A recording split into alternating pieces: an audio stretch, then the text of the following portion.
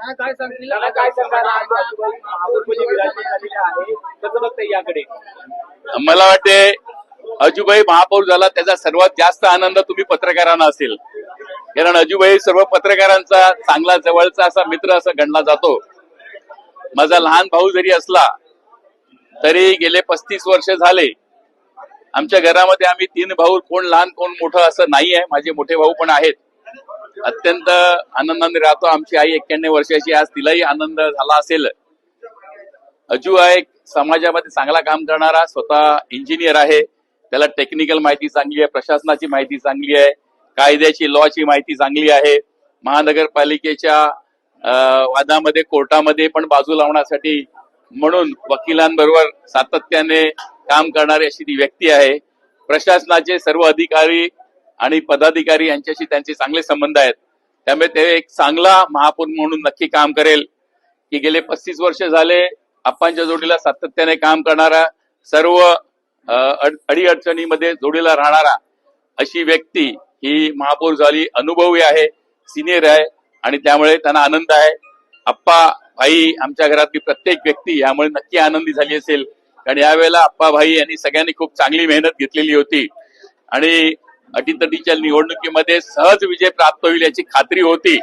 साधारण 80 पर्यंत सहज सीट मिळतील अशी खात्री होती. त्याप्रमाणे ही सत्ता आलेली आहे आणि सत्तेमध्ये योग्य अशी व्यक्ती की जी प्रशासनामध्ये कारभार करताना प्रशासनावर आपला चांगला वचक ठेवून, सर्व पक्षीयाला जोडीला घेऊन, सर्व नागरिकांना जोडीला घेऊन नक्की या महानगरपालिकेची जी थांबलेली कामं ती पुढे नेईल.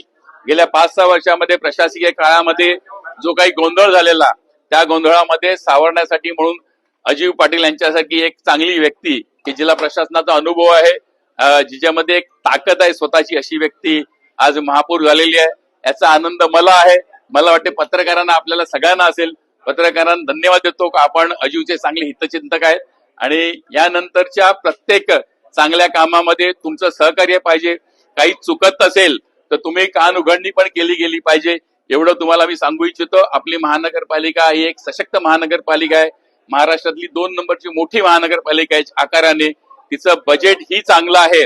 यावर उत्पन्नाची साधनं चांगली वाढवण्यासाठी नागरिकांनी सहकार्य करायला पाहिजे आणि म्हणून तुमच्या माध्यमातून मी नागरिकांनाही सांगू इच्छितो, एक चांगल्या प्रशासनाला काम करण्यासाठी, चांगल्या बॉडीला काम करण्यासाठी, चांगल्या महापौराला काम करण्यासाठी आपलं सहकार्य असायला पाहिजे. परत एकदा सर्व नगरसेवकांना, आप्पा महानगरपालिकेचे सर्व पदाधिकारी, अधिकारी, पक्षाचे सर्व नेते मंडळी, भाई यांना धन्यवाद देतो की त्यांनी एक चांगल्या उमेदवाराची निवड केली आणि आज त्यांनाही तेवढाच आनंद असेल जेवढा मला तुम्हाला आहे. धन्यवाद. तेवढा स्ट्रॉंग आहे. 44 नगरसेवक या ठिकाणी राहणार आहे. कशा पद्धतीने यांचं युक्तिवाद आहे? जरी असलं, स्ट्रॉंग असली तरी कुठल्याही प्रकारे जर चांगलं काम करायचं आहे आणि योग्य रीतीने काम करायचं आहे, कुठल्याही प्रकारची भ्रष्टाचार करू नये असं वाटेल असेल त्यांना, तर अजीव सारखा व्यक्ती जी आहे याच्यावर कोणी आतापर्यंत गेल्या 35 वर्षामध्ये कुठल्याही प्रकारचं गैर असं आरोप केलेलं नाही, भ्रष्टाचाराचा आरोप केलेला नाही.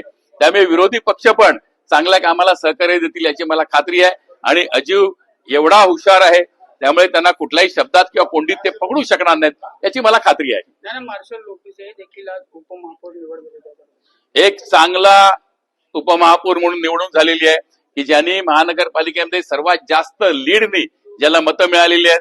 गेले 10 वर्ष झाले, 5 वर्षाचा काळ आणि 6 वर्ष प्रशासकीय काळ, यामध्ये सातत्याने तो लोकांमध्ये राहून त्यांनी खूप चांगली कामं केलेली आहेत.